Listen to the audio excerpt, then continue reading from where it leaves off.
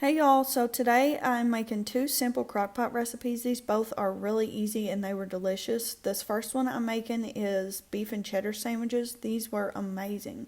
So I've took a cup of beef broth, which you see my water and my beef cube, and I put that in there. You could do less if you wanted. I just wanted some liquid in the bottom of this. And then once we do that, I'm gonna go ahead and put in my chuck roast, of course. And then I'm gonna do a teaspoon of Montreal steak seasoning. And then I also did a tablespoon of Worcestershire sauce in this. And once we get that put in, we're going to go ahead and get a small onion. And I'm just going to dice that up pretty finely. This is a pretty small onion and I used maybe half of it. Once I get that put in, I'm just going to cover this up and let it cook. This took about maybe 6 hours on high. And once that's done, we're just going to shred the meat up really well. And then this is ready to start putting on sandwiches. You do want to use a slotted spoon or fork, that way you won't get all that liquid on your bread, but I got these onion rolls and I actually got 2 packs of these. They both have 8. This made me roughly about 13 to 14 sandwiches, but I'm going to start putting my roast on my sandwich, and I showed you all the cheese I was using earlier. It's the Rico's nacho cheese sauce brand, and I just heated that up on the stove, and I am going to pour this over top of my sandwiches as much as I want on each sandwich. But I did not heat that up until everything was done, and my sandwiches were ready to assemble. So once I do that and I put my cheese sauce on top of my meat, that is it. This is finished and it's ready to serve.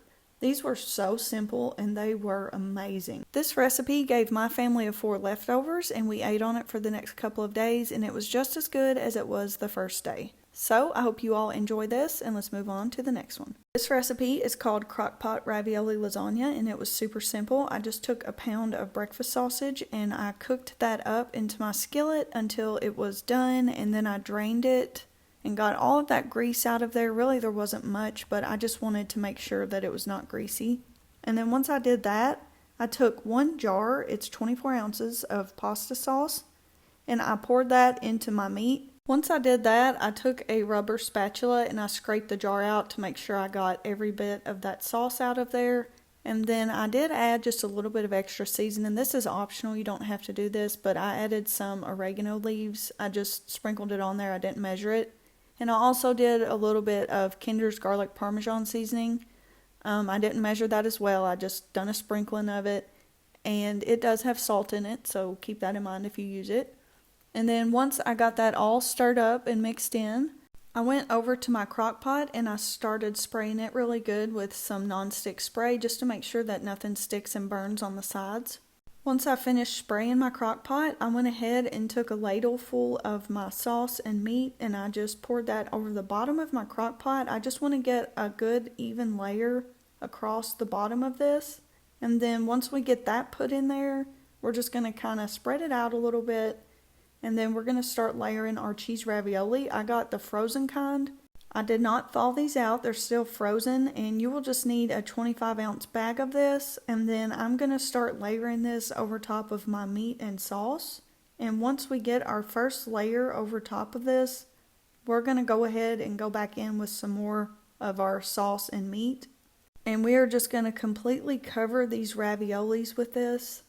And then we're going to go in with our next layer of our raviolis again, and we're just going to dump those in there and spread them out. They are frozen and they're kind of stuck together, some of them, but that's fine.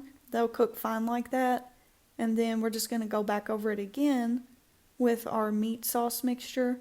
I did 2 layers of this, and this didn't really give us leftovers, so if you're looking for leftovers, you might want to get a bigger bag. But I took some Italian style shredded cheese. I'm just going to go ahead and sprinkle this over the top of my ravioli lasagna. And also, you can use Parmesan, mozzarella, whatever you want. I also did use mozzarella. And I just covered the top of this. I didn't measure how much cheese I used, but I'd say roughly about a cup maybe.